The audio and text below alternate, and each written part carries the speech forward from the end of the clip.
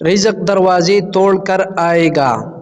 حضور صلی اللہ علیہ وسلم کا ارشاد گرامی ہے، جو آدمی گھر میں داخل ہوتے وقت 3 باتوں کا اہتمام کرے گا، رزق اس کے دروازے توڑ کر آئے گا۔ السلام علیکم ورحمۃ اللہ کہے، خواہ سامنے کوئی موجود ہو یا نہ ہو۔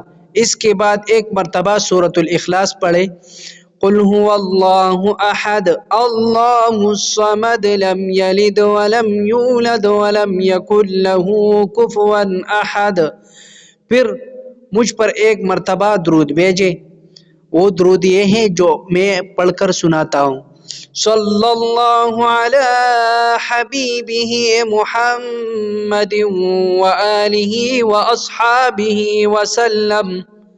اس طرح آپ نے پڑھنا ہے انشاءاللہ العزیز۔